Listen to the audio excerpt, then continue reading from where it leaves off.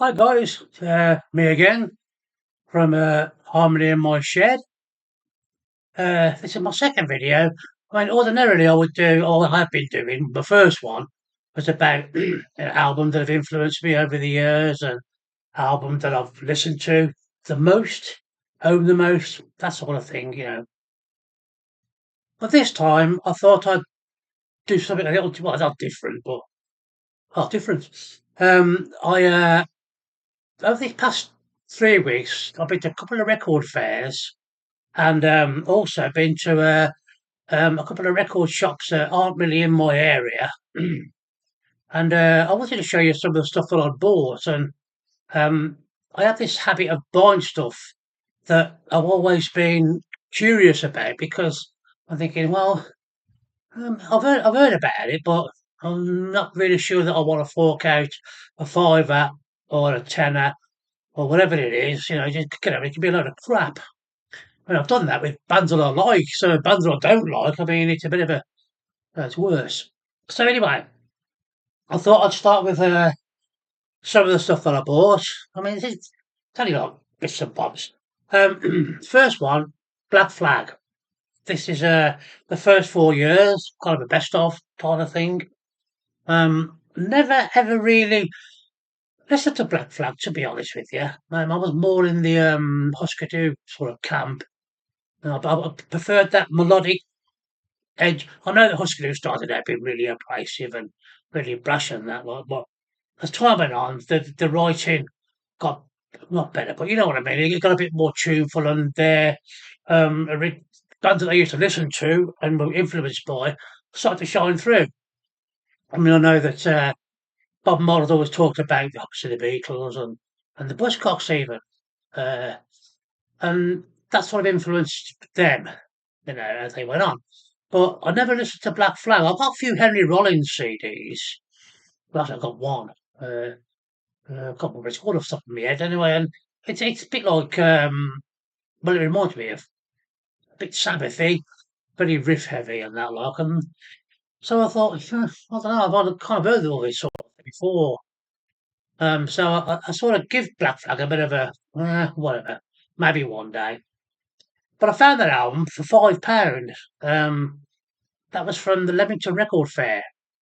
And I thought, I got a bit of money on the hip. I thought, well, it's it's it's near my birthday, so welcome.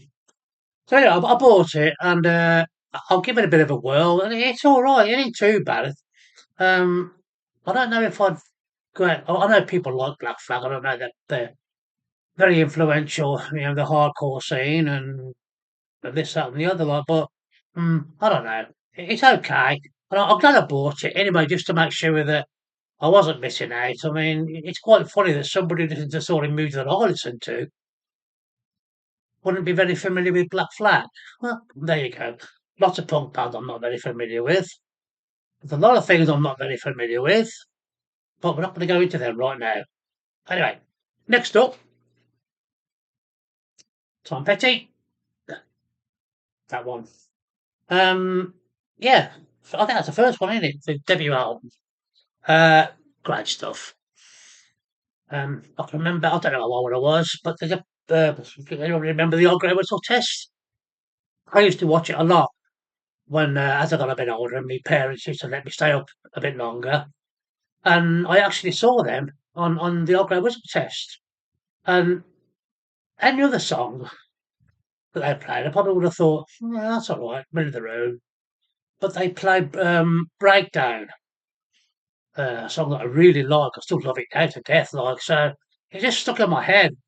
But because of the music at the time, I was buying punk, British punk, and it was some metal. And I thought, I don't really want to waste my money on buying a record that might be a load of tosh apart from one song. So I didn't buy it. And then a few years later, I was in a band, and the drummer was a big Tom Petty and the Heartbreakers fan.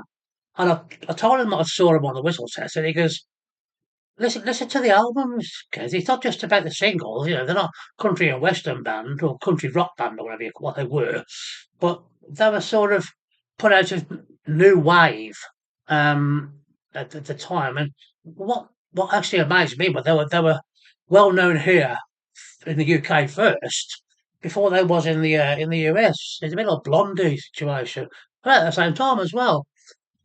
So he lent me a couple of albums. Damn the Torpedoes was one, I think, if I remember rightly. And I thought this isn't too bad. I mean, it's not exactly going to scare the life out of your grandmother, like, but I quite like it. Like, quite like it. Not that I bought it for that reason, by the way. I didn't want to scare my grandmother at all. Looking back, but anyway, yeah. So Tom Petty and the Heartbreakers, first album. Next up, Neil Young, Wild. Um, I haven't really got round to listen to this one yet properly. I've had a bit of a dip in and out. I mean, I know all the songs on here because I used to own a lot of. I still got it. I've got a vinyl, believe it or not. Uh, Live Rust. Another curiosity about that was another friend of mine I was in a band with. He used to love Crosby, Stills and Nash and Young and all that sort of stuff. And I thought, oh, what? But he says, give it a whirl, Cats. Let's give it a whirl. And so he let me Harvest, the album Harvest, which is supposed to be Neil Young's classic album. And I played it and I thought, I'm not supposed to like this. I thought, no, I'm not going to bend to that. I'm not going to say, oh, Steve, it's wonderful. But it was, and I really liked it. And that on the weekend, the actual song "Harvest" is absolutely fantastic. I love it to death, and the whole album is great. So I went out and I bought a few more of his albums. It's just to say they're a bit patchy, shall I say? Because I don't like country and western, and some of it can be a bit, ooh, especially when you're not being, you like a bit of just a bit of meat on the bones of music. Like I mean, but the irony is, as I've gotten older, I do appreciate Neil Young. I just got to see him live as well. The Phoenix Festival. He was loud. Anyway, so yeah, so Weld. Like I said, I haven't really had a chance to listen to all of it, but I know all the songs on there, and I played Live Rust to death because I think it's fantastic. And like a hurricane, that my vinyl copy, I can't play that song anymore because there's nothing left of it, just that one track. Anywho, next up, Vandergraaf Generator. Now, this, look, for a start, I'm not overly familiar with Prague, okay? It's only in the past 12 months, maybe a bit longer, that I've actually sort of, okay, I'm going to give it a go because I, Prague has always been around, even when I was younger, like, and a lot of my mates used to have Genesis albums and Jethro Tull albums and, all the usual suspects. And I used to listen to it and I used to think, oh, hey, you've got nothing better to do. You know, by the time I heard that one track, I'd have had a wash, had a bath, gone to the pub, couple of pints, got back, and the same fucking track was still playing. But anyway, it's another one of those things as I've gotten older. I actually heard uh, A Plague of Lighthouse Keepers, which is one of their songs if you're not familiar with them. And it's about 3.5 days long, about 22 minutes. And for some reason, I thought, oh, I quite like that. The bit there, and there's another bit further on that's pretty good, and there's a weird bit I'm not overly keen on. And, but I thought, okay, I read a lot about I know who Van de Graaff Generator are. So I gave it a blast, and I bought that best of, and it's been like a King Crimson thing with me. I mean, I like all the stuff that I've heard. Of course, like King Crimson and them don't get an awful lot of radio play in the daytime, So anyway, I bought that just on the off chance that it might be okay, and it is. I mean, I can tolerate it. I wasn't going around punching the walls or taking to the bottle and running around the garden and screaming how awful prog rock is. So I thought, well, that's a good start. If I'm not running around the garden in my underpants, half drunk, then it can't be all that bad, really, can it? On that subject, mm, yes, big generator. I've only generous. Yes, I've been around for well ever since my grandfather was in nappies. Uh, so I just couldn't stand it as a kid. I absolutely hated it. I thought it was bloody. I thought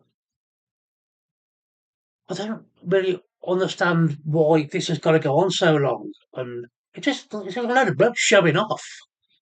I mean, I think that says more about their musicianship than it does mine. I mean, if I did a prog album, it'd be if I did a prog track, for example, there'd be 10 minutes of loud guitar and then a tea break, and then another 15 minutes of loud guitar, and then I'll probably get changed. So, but anyway, that's not a great album, okay? Yes, Big Generator, because it's more, as I found out to my horror, that it's a bit more uh, radio friendly, shall we say, for want of a better expression. Okay, I've got this Mudhoney, Master Fuzz. Um, Now I remember when all this sort of stuff broke. Well, I actually did a band at the time, and the bass player in the band just loved all this sort of I don't know what you call it I don't know what he used to call it something anyway. And I thought, uh, I don't really get that. I don't love that what do you call it? That's Seattle grunge sort of thing, and it was like pre that. There was a band called Great River, and it was Mark Arm, wasn't it? Uh, with the singer in Mudhoney, and did he just do it too with the Saints? Top man. Apparently that went down really well. But anyway, yeah, Mudhoney, Touch Me I'm Sick. I knew that one because I'd heard it on the radio and people had played it to me and whatever. Um, I bought that album and it's listenable for me. I mean, I know there's a bunch of fans out there, like, but I'm a bit weird about bands who every single song sounds the same. Now, I know there's an awful lot of bands, and there's a lot of bands that do it who I actually love, but I don't. Sometimes it's about sound, isn't it, as opposed to anything else. And it's like perfect example. The Ramones. I can listen to the Ramones all day. Well, maybe 6 or 7 hours, not the whole day. That's weird, but I can tolerate that. I think it's not actually knowing the songs, and I thought, well, how far am I into the CD now? Because isn't that the first one? That sort of thing. But yeah, yeah, that was pretty cool. That was bought on one of those, not impulse buy, but I saw it. It's a double CD, and it was a fiver, £5. And I thought, yeah, okay, I'll just pay. I was in the bar, right, it's around the corner from Leamington, Pomprood, where the record fair was, and I paid. I think it was £5.50 for a pint of beer. Didn't bat an eyelid. Bosh, there you go. There's your money. That I had to stand there umming and ahhing. A fiver. God, daylight robbery, absolute nightmare. I don't even know who these people are. But the pint cost me more than that, and nary a word. Anyway, next up, Tangerine Dream. Love Tangerine Dream ever since I was a kid. This is from 19. This is the Virgin years, the Virgin Records years from 74 to 78. Probably my favourite period, actually. The whole, I mean, you've got Phaedra, Rubicon, Ricochet, Stratosphere, Cyclone. Absolutely fantastic. All those albums. I love their Force Majeure isn't on here for some reason. But that was Virgin Record, wasn't it? Anyway, yeah, always loved Tangerine Dream, even as a kid. I remember when I was at school and everyone was trying to outcall one another. Oh yeah, yeah, I love this band from Germany. They're called Split My Underwear from this way to that way, and they play. You think what? Everyone was trying to be as cool as they like for these unknown bands who nobody's ever heard of. and they're just mine. Don't want anybody else to hear them, you know. But there was one chap at school, and he was very, very much into this. He was very much into Pink Floyd, because bear in mind, I left school in 1980. And so the big thing was punk, and the big thing was new wave, and it started to go into sort of uh, post punk.